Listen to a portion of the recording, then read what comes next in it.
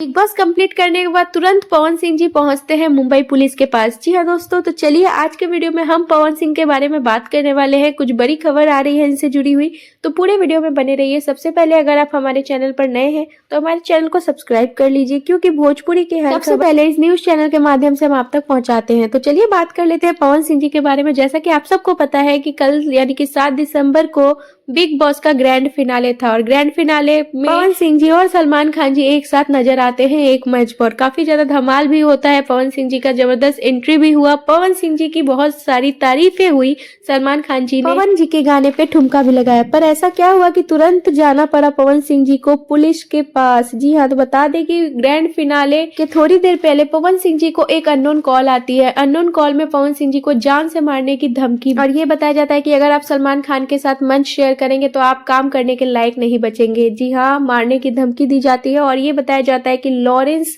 Bishnoi gang से मैं बोल रहा हूँ। जी हाँ, जिस व्यक्ति ने पवन सिंह को कॉल किया उसने लॉरेंस बिश्नोई गैंग का आदमी बताया। खबर तो ये भी आ रही है कि उन्होंने 4 करोड़ की मांग की है।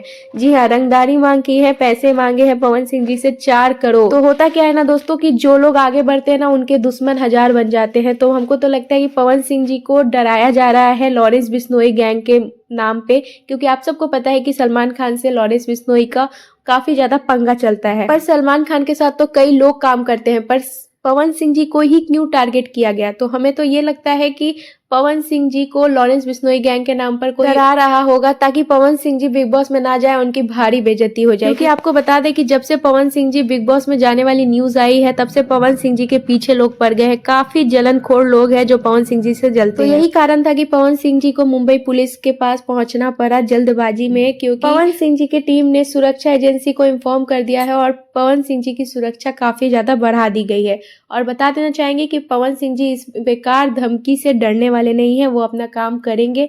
पर बता दें कि यही खबर आ रही है पवन सिंह जी की जो सुरक्षा है काफी ज्यादा बढ़ा दी गई है, और जिस नंबर से कॉल आया था उस कॉल डिटेल के आधार पे नंबर पे जांच हो चुकी है। बाकी आपका क्या कहना है, पवन सिंह जी को कौन डरा रहा है? कमेंट सेक्शन में बताइए। अपडेट अच्छा लगे तो लाइक शेयर कमेंट कीजिए।